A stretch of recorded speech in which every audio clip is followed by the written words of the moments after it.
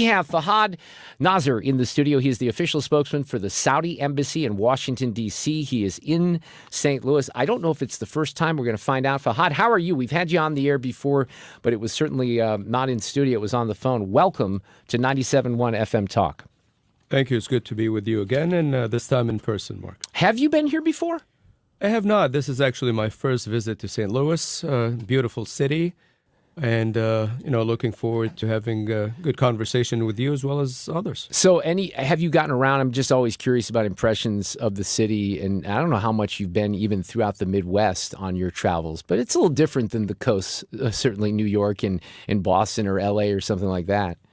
Right. And maybe we covered this in our previous appearance, but so our leadership maintains a robust and ongoing dialogue with the leadership in Washington, D.C., with the administration, as well as both leaders on both sides of the aisle in Congress. At the same time, it's become apparent to us a long time ago that the United States is a big country. So as you leave Washington, Americans, I think, outside of D.C. have slightly different perspectives, different interests, different concerns. So whenever possible, we do take the opportunity to travel and to speak about the importance of the relationship, and also to learn from Americans about, the great things that are happening in the various states. So Sue comes in today. She takes a look at the program sheet. She sees that you're going to be visiting with us and says, why is that? So I'll ask you that question. Why are you here in St. Louis, Fahad? What's the purpose of the trip? Right. Like I said, I think it's important for us to engage with as broad a spectrum of Americans as possible. Our relationship with Missouri is important, but so is our relationship with the United States, obviously more broadly. But we have important relationship with essentially every state in the union. And again, from an economic perspective, mainly or not?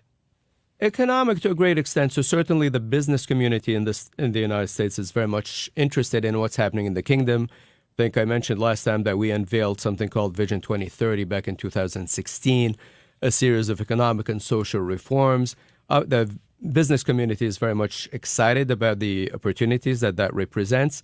And obviously, the business community varies and the economic base of every state varies. So whenever possible, we do like to travel and engage in conversation and see how we can broaden this relationship on an economic front, but also academic institutions, for instance, are very much interested in partnering with various universities and colleges in Saudi Arabia. That's interesting as well. So are you visiting some of our colleges and universities or not? Not this time around, but hopefully next time. And it's not just me who travels. Her Royal Highness Princess Rima bin Bandar, the ambassador to Washington, D.C., does even more traveling than I have. She's been to both coasts, but she's also been to Michigan and Florida and Utah and other states. And now that we're finally over COVID, I hope, we look forward to traveling in person a lot more. So how did COVID affect the kingdom, and what was the approach? We didn't let people go to parks and beaches here, so I don't know what the compare and contrast was, but can you walk me through that at all? Right. So I think we took some pretty strict measures. We acted fairly early, and we took it as a serious public health threat. And the thing that we did right, I think that we invested a lot of resources into digitizing our medical and healthcare service well in advance of COVID. So in that respect, we were a bit maybe more prepared than most countries. So we were able, for instance, to do contact tracing pretty effectively. We were able to vaccinate the population fairly effectively. And so, 3 years in or more, we still have, for a population of 35 million, we have under 10,000 deaths, which is still a lot, but it's all relative. Do you have? I'm curious about this. Just impressions of. We can broaden this beyond COVID, but I'm always curious. We all have impressions of different countries, and if we haven't been there, different cities. I would say, for example, people don't have the highest impression of St. Louis right now, based on some of the things that have happened in the news with crime. But what I hear a lot from people who travel, whether it's to I don't know if it's Europe, Middle East, or China in particular, the infrastructure is brought up as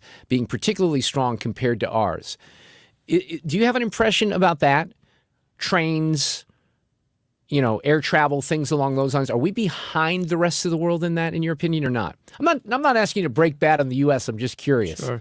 Yeah, I mean, as far as Saudi Arabia is concerned, part of the vision is developing our infrastructure, transportation, and otherwise. So we're investing a lot of resources into that. We believe that mean, geography-wise, we're strategically located. We're in two major waterways, the Red Sea on one and the Arabian Gulf on the other. We believe that we can become a regional, if not a global hub. So we're putting a lot of resources into that. We're creating new ports and airports as well. So, but the United States is great on many levels, and it's a leader in many fields. American companies have been in the kingdom for many, many years, and we're keen on maintaining that relationship, but we're also trying to broaden it to bring in some of these American companies that are cutting edge of the new technologies and innovation. So the U.S. always does well, no matter what challenges. So, serious question here: is there a push? Because I don't know. I'm guessing not, but maybe there is, because you guys are ahead on technology, or at least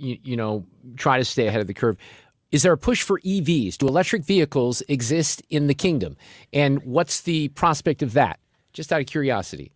Right. So we do take climate change seriously. We are investing a lot of resources into renewable energy, both wind and solar. We actually Lucid technology, Lucid Motors, does have a plant in Saudi Arabia, and they've begun manufacturing and assembling cars and selling them there as well. So, we're working on multiple fronts to confront climate change. At the same time, we will continue to produce hydrocarbons because we have a comparative advantage when it comes to producing them, but we will also make sure that they are as clean as possible. So, refresh my memory on Vision 2030 and what that's all about. Fahad Nazer is with us. He's the official spokesman for the Saudi Embassy in Washington, D.C. He's here in Missouri on some business. What was Vision 2030 all about?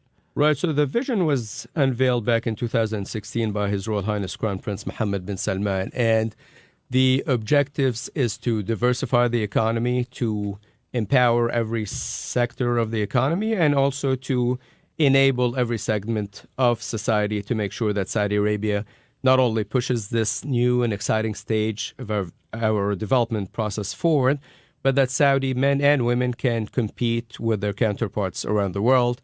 So we have basically, in many ways, we've created some sectors from scratch over the past 5 years. So we've invested a lot of resources and really created a tourism sector from the ground up. We've created an entertainment sector from the ground up. We are investing a lot into housing, healthcare, information technology, renewables, as I said.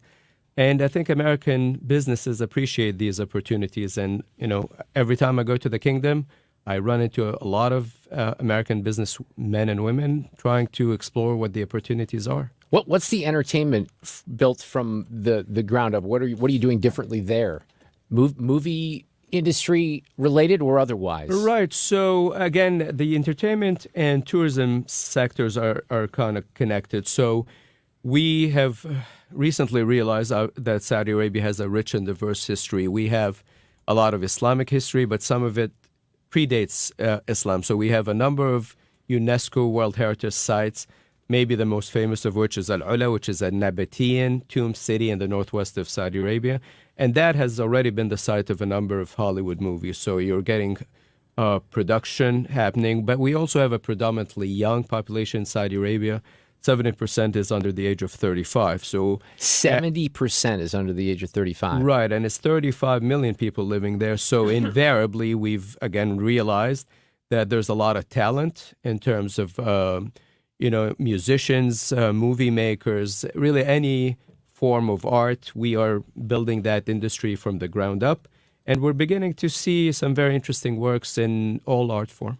Fahad, tell me about, somebody else was describing the Line. What is the Line? Because this is kind of fascinating. Right. So the Line is the residential section of Neom. And Neom is a region, it's one of the giga projects that's being built in Saudi Arabia. It's basically a smart city that is being built from the ground up. I spoke to an official at Neom, and he described it best as Neom will be the place where we demonstrate that you can live in complete harmony with nature by employing the most advanced technologies available. So it will have various sectors. There will be an innovation hub. There will be a research center, a business center. Scenically, Neom is beautiful. It is on the Red Sea, so it could potentially and will be a tourist destination. There's a wellness center and a health center there. I don't want people to get lost here. It's basically like described as a smart city, right? It is, yeah, right. And the line is the residential area of it, and the entire Neom Giga project will be powered by renewables. The city itself, I think, will present a leap forward in urban living. They will not have any cars. All the infrastructure will be underground. Everything will be within walking distance. So it really represents fresh thinking, out of the box thinking for Saudi Arabia. And I think once all is said and done, people, I think, will be impressed. And, every time I go to the kingdom, I'm seeing more and more, not just businessmen and women. I'm seeing a lot of tourists from the United States and elsewhere. And this is very gratifying for me personally, to see that people realize that there's something special happening in the kingdom. So, snark. You know what snark is? Sure. Does that translate? Why are you trying to ruin golf here in the United States with all this LIV stuff in Saudi Arabia, Fahad? Right. So, as far as Saudi Arabia is concerned, our promotion and investment in sports is a win-win. One, it does help us diversify our economy. It is generating thousands of jobs. It is improving the quality of life for both Saudis and non-Saudis alike. And also, because of these investments, we suddenly have thousands of young men and women who are competing in sports for the first time. I wrote a piece for the Washington Institute for Near East Policy, which is a think tank in Washington, D.C., just this past week, focusing on this issue. And I led the article by focusing on the reaction of a young soccer player, a female player, and her reaction when she scored a goal in a friendly tournament. She was literally in tears of joy. She was congratulated by everybody. This was not like the Men's World Cup. It wasn't being viewed by a billion people. The stands were maybe half full, but that meant something to her. And I hope that people realize that every measure we're taking in the kingdom, whether it's related to sports or not, our main objective is how to advance our interests and how to make Saudi people's lives better. So we obviously, look, we're being honest, we got a lot of issues in this country. Our government does things that many of us who live throughout the country do not approve of. But you've got some things in Saudi Arabia related to Jamal Khashoggi and other things that people, if I sit here and I do an interview with you and I don't bring some of these things up, then my audience is going to say, wait a second, you gave this guy a pass on these issues. Now, we're not going to probably get to any kind of solutions or a serious conversation, but there's got to be business people and even tourists that would say, look, we hear these things about Saudi Arabia. We don't know exactly what happened. Those are troubling. Again, we got troubling things here. What do you say to that? Right. So we never claim to be perfect. I think, like every country, we certainly have made mistakes in the past. We'll probably make some in the future. But when it comes to the Jamal Khashoggi murder specifically, I think we dealt with that resolutely. We acknowledged that this was a heinous crime. It was an affront not only to our values, but it was also an egregious violation of our laws. The people behind it were held responsible. They're doing long prison sentences. And we also took concrete measures to make sure it doesn't happen again. At the same time, I think it's important to note that something like that has never happened in the history of Saudi Arabia. And the reason is, it is simply not who we are. It is not how we resolve our differences. So I think it's unfortunate that some people are trying to define us through this isolated incident. So we will continue, certainly personally, I will continue to make sure that people realize it's not who we are. And, when it comes to human rights, we're reforming on multiple levels. We have a Human Rights Commission. We're signatory to multiple treaties and conventions. So it's very important to us. How long are you here in Missouri? Not long. Really? I'm going back tomorrow morning, but it's been a great trip so far. And I've had great conversations, this one for sure. Were you here yesterday or just today? No, I flew in this morning. Because the weather was beautiful yesterday and you get kind of crappy weather today, unfortunately. That's why I asked. It's warm, but we just had such a beautiful day and we've had a great stretch. Is there, what's the worst, translate to Fahrenheit if you can, I'm not smart enough to do it, but what's the coldest? Does it get cold in Saudi Arabia? I envisioned that it wouldn't, but I'm probably wrong about that. No, actually it does. So, the Saudi Arabia and the United States do have a lot in common, but there's also a lot of parallels. One of them is, as you move from north to south or east to west, that the climate changes, the topography changes, the dialects, the food, the attire changes.